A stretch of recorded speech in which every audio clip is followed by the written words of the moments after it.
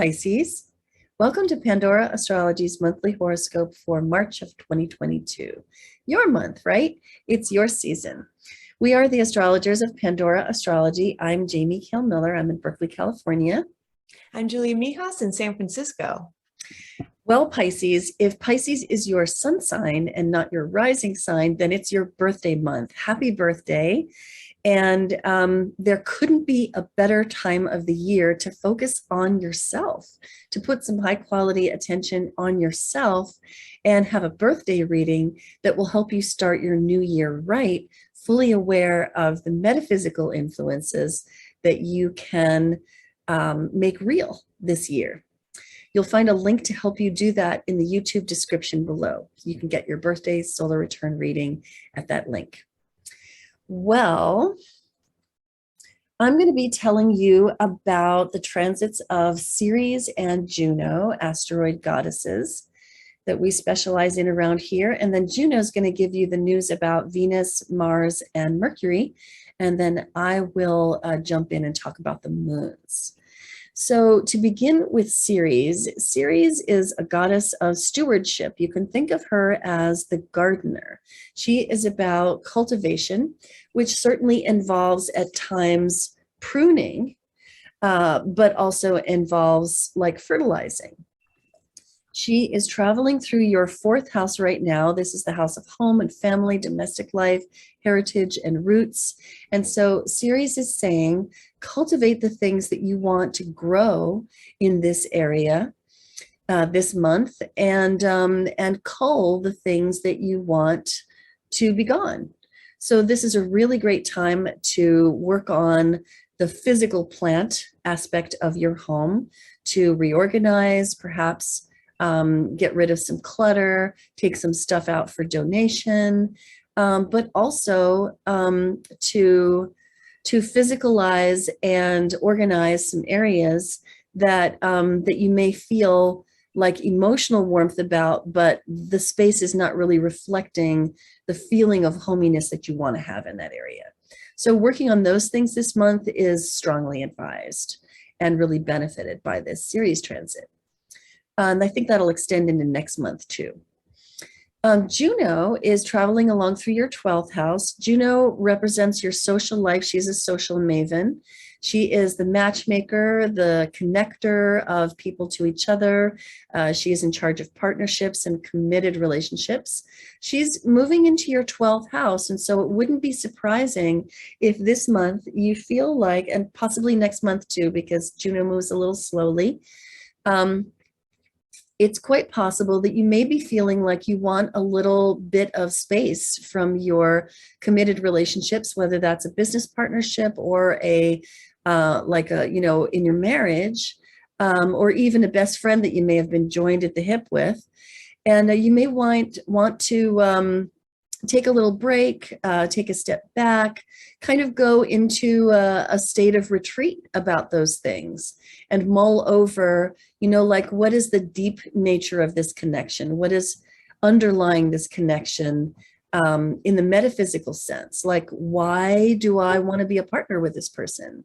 And does it match my spiritual value system? And if it does, then you'll find that by dipping into those waters, those relationships will be revitalized.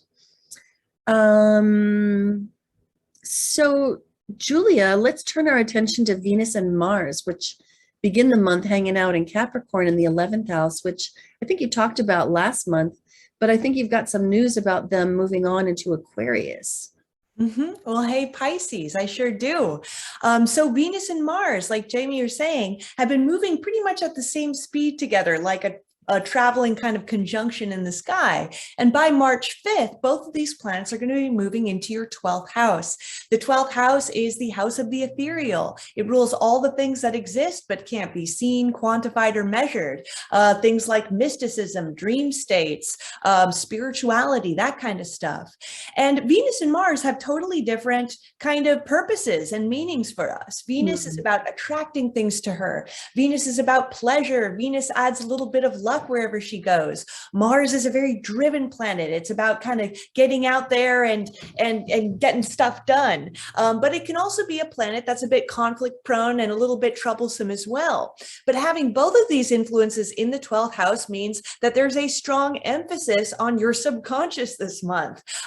In a lot of ways, you might find with Venus in the 12th house that you're kind of drawn to spending a little bit more time on your own. You enjoy kind of hanging out in your house instead of going out and seeing a bunch of friends this month. And the 12th house, a really important higher meaning of the 12th house, since it represents the great collective as the final house in the zodiac, is that it's a house that's about serving something higher than yourself, you know, whether there's some spiritual service or even charitable altruistic service. So with both Venus and Mars in here this month, I think the best use of this transit is to try to get involved in something that serves a higher purpose than yourself, whether that's maybe a political cause you care about. Maybe there's an elderly neighborhood down the street who needs a few meals delivered to her, or, you know, maybe there's some other sort of great spiritual, you want to maybe get involved in some sort of transcendental spiritual work. So I think that would be the best use, especially of Mars in the 12th house, because Mars in the 12th can sometimes mean that because Mars can represent our anger, that people are being a little indirect with their anger, maybe a little bit passive aggressive, which can sometimes run into issues. But the higher purpose, I think, of both of these planets is get involved in something that is beyond yourself. And with Venus in there, you can find it really rewarding and pleasurable too. Venus is also moving so direct and fast this month, which is a really, really great news, because we've all been dealing with that retrograde cycle that just ended at one of the final days of January. But things are really kind of picking up in the relationship front for all of us, which is really good. Mercury, the planet of communication and mentation, is also moving fast, which is nice. And for the first 9 days of the month, it has been in your 12th house, which I really, really also covered in last month's video. If you want to hear how Mercury in the 12th will affect you for the first 9 days of the month. But after the 9th, Mercury is going to move into your first house of self. And when Mercury, the planet of communication, the planet of intelligence, is in your first house of self, it means that you're going to be it'll be much easier to articulate yourself this month, you know, being able to sort of find the right words for what you want to say. And Mercury in the first house is a wonderful transit if you want to make a good first impression on somebody using your mind and your words. So it can be really helpful if you have a job interview coming up, maybe if you do any type of blogging that has, you know, a sort of an intellectual quality to it, if you're in school and you have to give a report in front of the class. So great month for sort of impressing people with your mind, Pisces. So nice. Well, there are a couple of moons going on this month, and the first thing I want to say about them is that both include lots of harmony, which is wonderful. I always love to report that. The first one is in your sign, Pisces, right here in your first house, a new moon, signaling new beginnings, that feeling of freshness and rebirth, with a lovely harmonious sextile over here to Uranus. We're calling this moon rationally dreaming for the collective. And you may find that this theme is front and center for you, especially if this moon happens close to your birthday. It's happening early in the month, March 2nd. And so this is really a time for you to even embody the role of visionary for your collective, for your circle of friends, for your groups that you may hang out with. And so I think there's a wonderfully like a feeling of deep relaxation that's embedded in this moon, because it's something to be and embody without having to really take any action. Now that's where it differs from the second moon this month, which is happening on the 18th, although I may have to show it to you on the 17th, yes. Because here you see the moon is in Virgo, the sun is in Pisces, hanging out with Neptune. There's so much harmony bursting out of this moon that I don't even have time to mention it all right now, but you could find out a lot more about both of these moons on our monthly forecast page.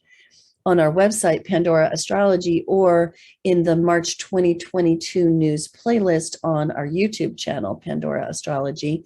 But suffice it to say, this one we are calling Realize Your Empathy Through Humble Practice.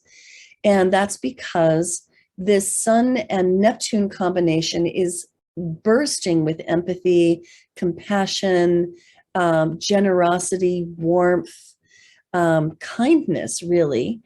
And the moon in Virgo is offering opportunities to make that real through how you behave, how you act, and what you do with your partner, because this is in your 7th house of partnership. So, I mean, I think for you, Pisces, there's always a bit of a tendency to be in service in your partnership, sometimes too much. But under this particular moon, expressing your compassion through loving acts of service in your partnership is actually not only rewarding, but also pro-evolutionary. So that's awfully sweet. Then the last thing I want to tell you about is that the spring equinox is coming, which means that your season, Pisces season, is coming to a close right here. And on the 20th, the sun moves into Aries. And so the spring begins, and there's a feeling of freshness and newness and rebirth that comes for everybody when this season comes around. And a lot of energy will be surging. It may be too much for you at times. You may feel like, oh my God, brash Aries, how annoying, like everybody's bouncing off the walls and I just want to go to sleep. That might be, your attitude towards it. But this is a really great season to just ride for all of the energy that you can harvest from it, and to make use of that, especially because this is moving into the sun is moving into your 2nd house, and to use that energy to improve your financial situation. 2nd house is the house of money. So to put some energy and some good high quality attention into your finances would be a really good use of Aries season for you. All right, so that's what we have for you today.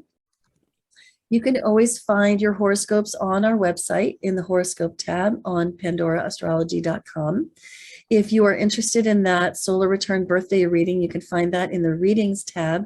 We also offer classes, and the forecast is a great way to be apprised of the astrological news. And until next time, we'll see you around the cosmos. Bye-bye. Bye-bye.